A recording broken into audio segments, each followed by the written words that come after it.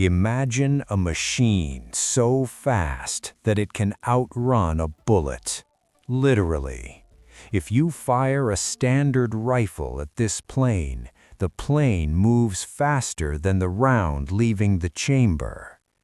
Welcome to the world of the SR-71 Blackbird. This isn't just an airplane.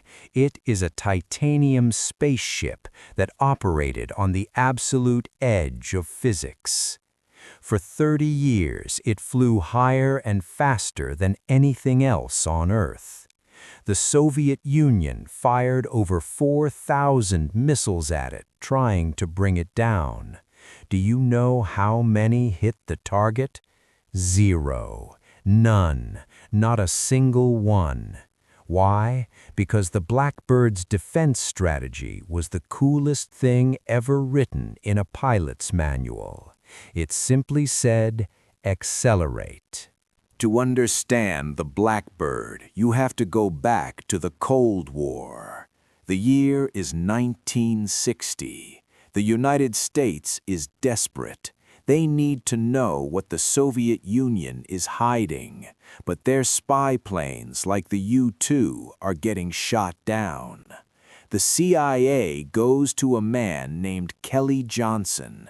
He is a legend. He runs the famous Skunk Works division at Lockheed. They tell him, we need a plane that cannot be shot down. It needs to be invisible to radar, and it needs to be fast, insanely fast. Kelly Johnson looks at the requirements and basically says, okay, but we have to reinvent aviation to do it. See, flying at Mach 3, that is 3 times the speed of sound, over 2,000 miles per hour, creates a massive problem: heat. When air hits a plane at that speed, it acts like a hammer. The friction is so intense that the nose of the plane heats up to over 1,000 degrees Fahrenheit. Aluminum, which regular planes are made of, melts at those temperatures. So they couldn't build it out of aluminum. They needed titanium. But here is the ironic twist. In the 1960s, the only country that had enough high-grade titanium to build these planes was the Soviet Union, the very enemy they were trying to spy on. So the CIA set up fake companies all over the world to secretly buy titanium from the Russians. The Soviets literally sold the US the metal that would be used to build the spy plane that would spy on them. That is brilliant. Now let's talk about one of the weirdest features of the SR-71. If you saw one sitting on the runway before a flight, you would notice something disturbing. It was leaking fuel, like everywhere. There were puddles of highly flammable jet fuel under the multi-million-dollar jet. Was it broken? No, it was designed that way. Remember the heat problem? When titanium gets hot, it expands. The engineers calculated that at top speed, the plane would actually stretch and grow by several inches. If they built the fuel tanks tightly sealed on the ground, they would crack open and explode when the metal expanded in the air. So they built the plane loosely, like a jigsaw puzzle with gaps. On the ground, it leaked fuel through the cracks. But once it hit Mach 3, the friction heated the metal, the panels expanded, slammed shut, and sealed the tanks perfectly. It basically had to cook itself to stop leaking. Let's look at the engines. These massive black tubes. These are the Pratt & Whitney J58s, and they are arguably the greatest engines ever made. They are hybrids, At low speeds, they work like normal turbojets, but at high speeds, the air enters so fast that the engine transforms into a ramjet. Look at that spike in the front of the engine cone. That spike moves back and forth to control the shock wave of air entering the engine. It's like a computer-controlled throat swallowing supersonic air. And the fuel? Oh, you couldn't put regular gas in this. The SR-71 used a special fuel called JP7. It was so stable that you could throw a lit match into a bucket of it and the match would just go out. Why?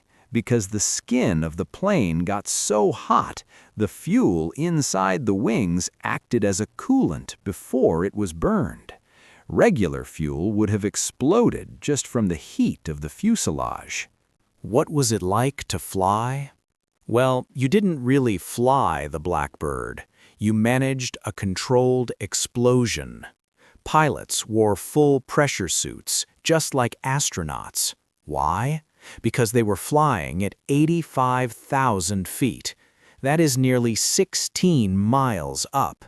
At that altitude, if the cockpit depressurized, your blood would literally boil instantly. You are on the edge of space. The sky above you isn't blue anymore. It is black. And the view? From that height, you can see the curvature of the Earth. You can see states, entire states at once. In just over an hour, you could cross the entire United States, Los Angeles to Washington, D.C., in 64 minutes. Think about that. A commercial flight takes 5 hours. The Blackbird did it before you could finish a movie. The SR-71 was also the first true stealth plane. Look at the shape. Those sharp edges on the sides of the nose, they are called chines. They were designed to deflect radar waves. The entire plane is painted with a special black paint filled with iron balls to absorb radar. That is why it's called the Blackbird. But its main weapon was the camera. The cameras on this thing were unbelievable. Flying at 3 times the speed of sound, 16 miles up, it could take a photo of a car on the ground, and you could read the license plate. Okay, maybe not the license plate, but close enough to tell if a soldier was carrying a rifle or a shovel. It mapped the entire world with zero privacy. There is a legendary story that every Blackbird fan knows. It sums up the attitude of the pilots. A pilot named Brian Shull was flying over California. He hears a Cessna ask air traffic control for their ground speed. 90 knots, the tower says. Then a Twin Beach comes on. Tower, give us a speed check. 120 knots, the tower replies. Then a Navy F-18 fighter jet jumps in, trying to show off. Tower, check our speed. Dusty 52, you show 620 knots across the ground. The Blackbird pilot decides to end the game. He keys the mic. Tower, Aspen 20, would you mind giving us a ground speed check? There is a long pause. Then the controller says, Aspen 20, I show you at 1,842 knots. The pilot replies, thank you much, Tower. We were showing closer to 1,900. And just like that, the F-18 went silent. That is the ultimate mic drop. The SR-71 retired in the late 90s. Why? Satellites became cheaper, and the Blackbird was insanely expensive to operate. It cost roughly $200,000 per hour to fly. But even today, decades later, no manned aircraft has ever broken its records. It remains the fastest, highest-flying air-breathing plane in history.